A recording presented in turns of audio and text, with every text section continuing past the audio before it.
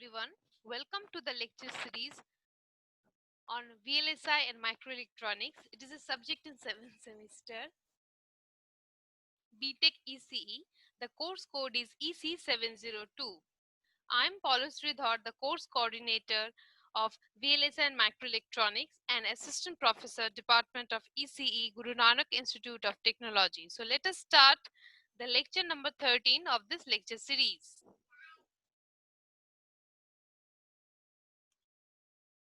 Now, our course VLSI and microelectronics, it consists of 45 number of total lectures, and it is a 4 credit subject. That is, it will have 3 lectures and 1 tutorial. Now in lecture number 13 we are in module 3, that is analog VLSI circuit design, in the last part of the module 3. So let us see what things we are going to study in module 3.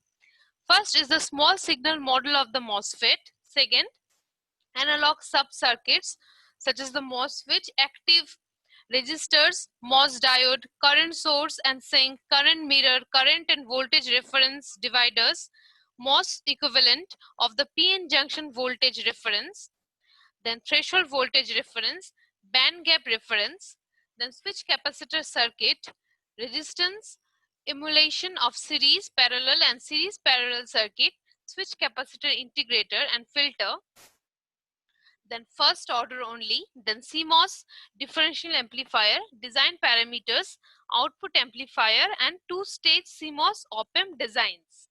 Now, so after the module 3, let us move forward, and the next topic is the course outcome. So the course outcome are very important things, as the students will be able to understand if he or she has been able to grab the subject. That is, suppose the subject is finished, then he or she will see. Now the first course objective is able to describe scale of the integration, SSI, MSI, LSI, VLSI, Moore's law, scaling, short channel effect, VLSI design flow and architecture, and contact gate level circuit with the PAL and PLA concept. Now there are 6 course objective, and just now I have told you the first course objective.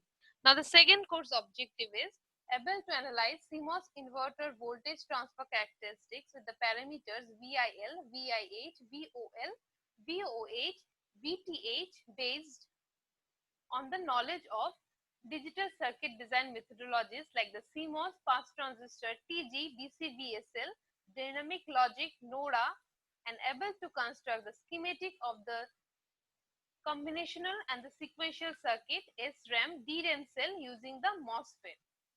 Now the third course objective is, or the course outcome is, based on the fundamental concept of the MOSFET characteristics and model, able to construct value of the resistance and current source, MOS diode, current mirror circuit, voltage of references, voltage divider, threshold voltage and band gap, emulate resistance of switch capacitor circuit, gain of switch capacitor integrator and first order switch capacitor filter.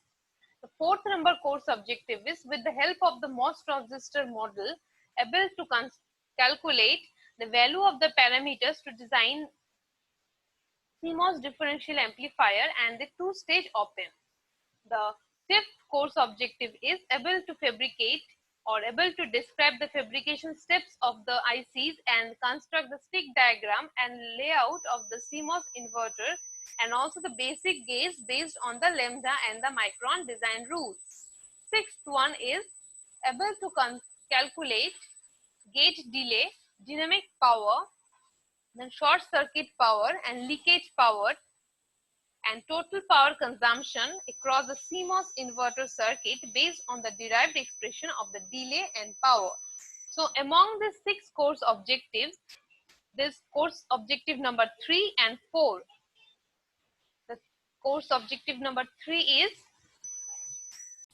based on the fundamental concept of the MOSFET characteristics and model, able to calculate value of the resistance of current source, MOS diode, current of current mirror circuit, voltage of references such as the voltage divider, threshold voltage and band gap emulate resistance of the switch capacitor circuit, gain of the switch capacitor integrator, and first order switch capacitor filter. This one is the third course objective, and fourth course objective is, with the help of the MOS transistor model, able to calculate the values of the parameters to design the CMOS differential amplifier and two-stage op-amp. So these two course objectives will be fulfilled after the completion of lecture number 13. So for your clear visibility, these two course objectives, that is the third course of objective and fourth course outcome, this two course outcomes are given in red color, so that you can properly understand this, that this lecture is finished and I have studied it, so which course outcome is fulfilled. So you can easily judge yourself that if you are able to do this or not. That is the course objectives. Okay, after this let us move forward.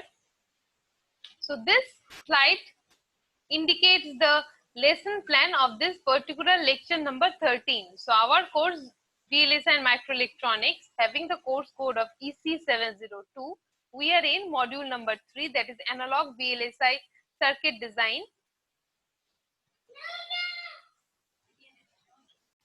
So we are in module 3, analog VLSI circuit design. So we are going to study today register realization using the switched capacitor, that is we will be introducing the switch capacitor circuit. Next is the switch capacitor filter and switch capacitor integrator and low pass filter. So these are the lesson plan or the topics that we are going to study today from module number 3. So before starting lecture number 13, let us have a quick recap of the previous lectures. So in the first lecture, we have studied about the analog CMOS design. That is why we are going to study the analog CMOS design and what are the aspects of the analog VLSI design. Next we have studied about the MOSFET small signal model. In the MOSFET small signal model, we have seen the basic small signal model, then the channel length modulation model by register, and the next one we have seen is the body or substrate bias model by current source. And the last one in the MOS small signal model we have studied is the complete small signal model of MOSFET, where we have associated all the capacitances between the 4 terminals. After that, we have studied MOS as a switch. We have also studied MOS diode resistors, then MOS current source and sink, then the current mirror. In all of these circuits, we have studied the circuits, the small signal analysis, and also we have found out the on resistance, then the gains, individual gains, and also the current references. Next, we have studied about the MOS voltage and the current references, and this topic was very important. And after that, we have studied the CMOS amplifier. The CMOS amplifier, after studying the CMOS amplifier, we have studied the MOS differential amplifier. We have studied how to find the CMRR, how to draw the small signal analysis of the MOS differential amplifiers. Then we have studied about the CMOS operational amplifier, then design of the CMOS op-amp, what are the properties such as the gain, small signal bandwidth, large signal bandwidth, output swing, linearity, noise and offset, power supply rejection, all these things we have studied. Next is design of a two-stage op-amp. Now we are going to start lecture number 13. So let us move forward to the upcoming topic. The first thing that we are going to study is the register realization using switched capacitor. Now we will be introducing a switched capacitor. Now see, to realize resistors in ICs, a large area is required, which is not acceptable. Hence, there is an alternate way of realizing resistors using the switched capacitor technique. Now let us introduce the switched capacitor first with the help of the circuit as in the figures. Now this circuit is a Resistor with two voltage sources. Okay, this is a resistor with two voltage sources VA and VB, and this one is a capacitor. This capacitor with two voltage sources connected with two switches. This is the first voltage source and second voltage source, and they are connected with two switches, S1 and S2, and this one is the capacitor. Okay, now let us see. Now first we will consider this figure A, that is a resistor with two voltage sources VA and VB, and R is the resistance or the resistor. Okay, the current through the resistor shown in figure A can be written as IR is equal to VA minus of VB by of R. The resistor in this circuit transfers a certain amount of charge per second from node A to node B. Okay, now let us analyze the same that can be done with a capacitor. Okay, now we are considering the figure B, that is a capacitor with two voltage sources and two switches. This VA and VB are the two voltage sources, and S1 and S2 are the two switches, and CS is the capacitor. Now the capacitor CS is alternately connected to node A and node B. This one is node A and node B at a rate f clock per second. Okay, now at any instant of time, the stored charge in the capacitor can be written as Qt is equal to Cs into Vt. Now you know that that the charge is equal to C into V. Now this formula is written it in this term that is Q function of t is equal to Cs V function of t. Okay, now let us move to the next slide. I hope this diagram is clear to all of you. Now here we will find the average current. Now here the average current flowing through the capacitor can be written as I average is equal to dq of t by of dt. That is equal to, we are putting the value of qt, that is Cs d of vt by dt. Okay, now this can be written as Cs into f of clock into VA minus of VB. VA minus of VB we are getting from this one, that is VA minus of VB. Okay, now comparing these equations IR and I average, these two equations, that is, this is the, okay, this IR we have found from this one, this we are taking this equation, and this I average we know this one. Okay, this equation, we are comparing these two equations, and we note that the resistor R can be replaced by a capacitor which is given by R is equal to 1 by Cs into f of f clock. So R is equal to T clock by C of S.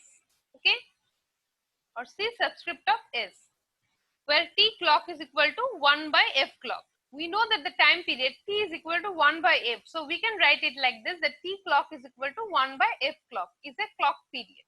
Okay. Hence, a resistor can be emulated by a capacitor alternately switched between the nodes. This forms the basic concept of the switch capacitor circuit. So what is the basic concept of the switch capacitor circuit? That is, resistor can be emulated by a capacitor alternately switch between the nodes. This is very important line, and you should remember in case of the switch capacitor circuit. Now we will see the advantages of the switch capacitor circuit.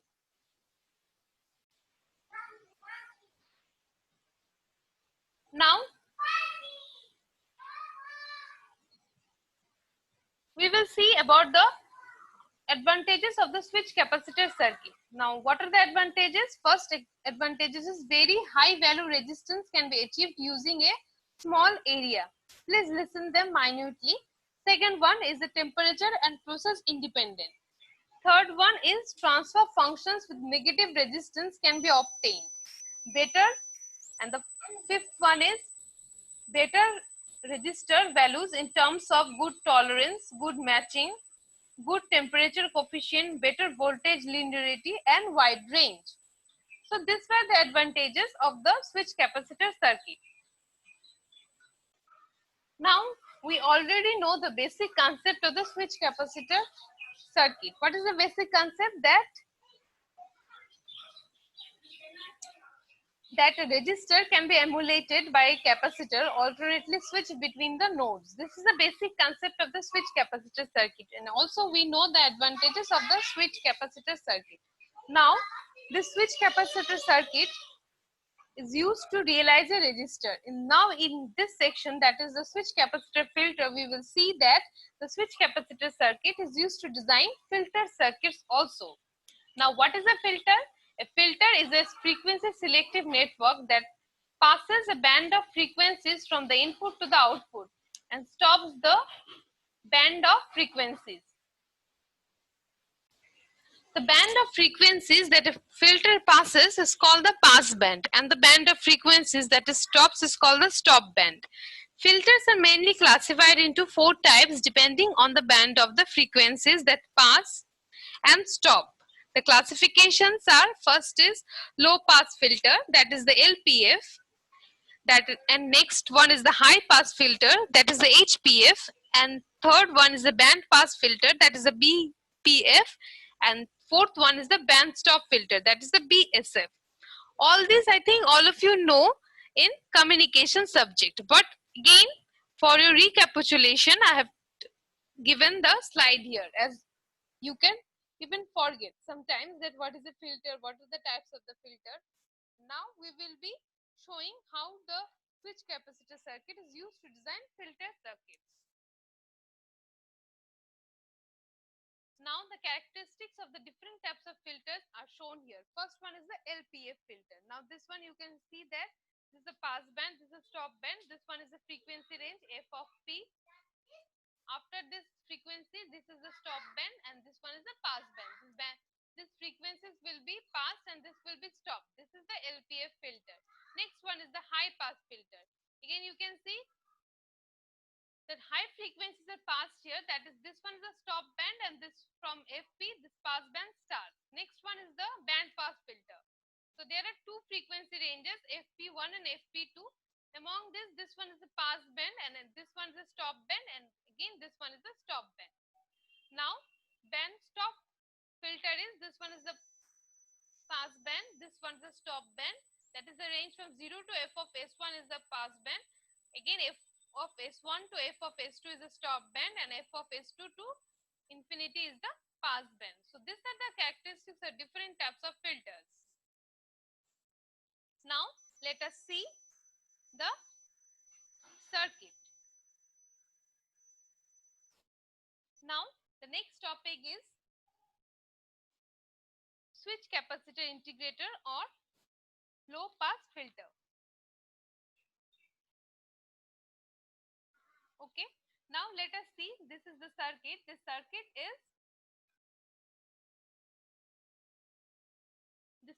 is a first continuous time integrator circuit. Okay, this is the first continuous time integrator circuit, and you can see that there is a capacitance, there is a resistance, V in and V out is there. So you can see the output voltage V out will be equal to 1 minus of 1 by RC integration of V in dt. Already you know this one. This one is the op-amp used as the integrator formula.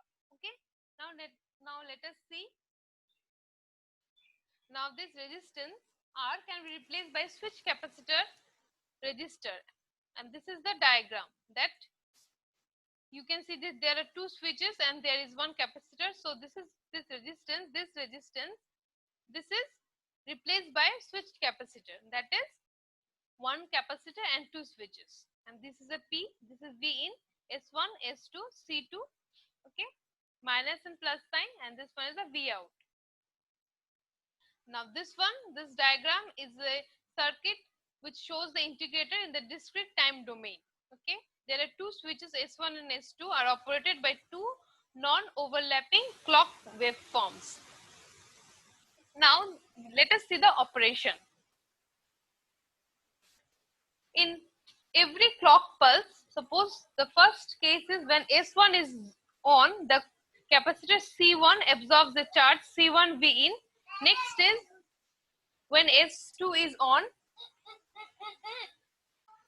When S2 is on, the charge is deposited on C2. Therefore, if V in is constant, the output changes by V in C1 by C2 at every clock cycle. Hence, the output signal is of a staircase shape. That is, you can see this one. This one is the staircase shape, and the length of the staircase is C1 V in by C2. Okay, this one C1 V in by C2. That is the output changes by this amount.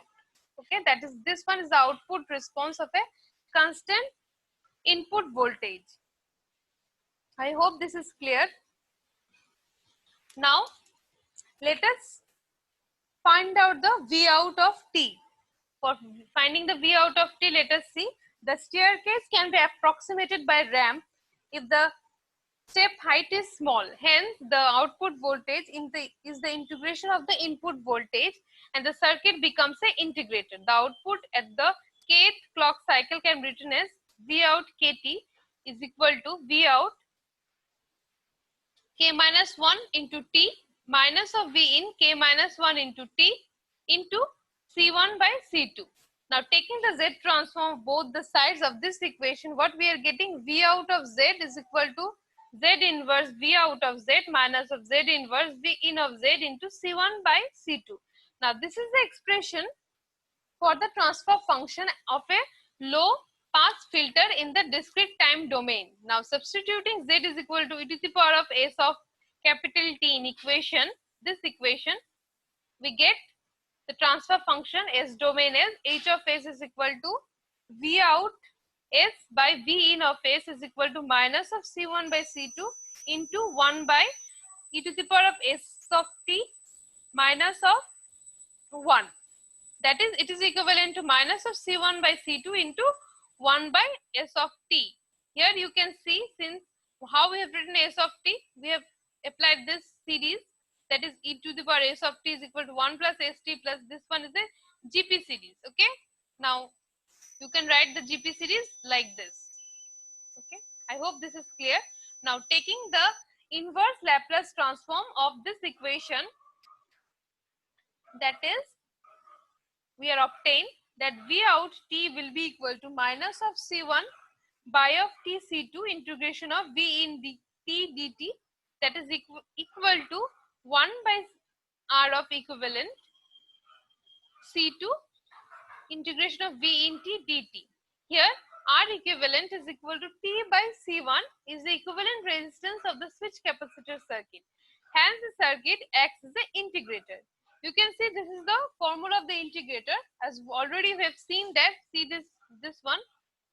This one was the formula of the integrator, that is V out is equal to 1 by R of RC integration of V in dt. Now again we have find out this formula like this, that is 1 by R into C integration of V in T dt. So this one acts as a integrator, that is also switch capacitor.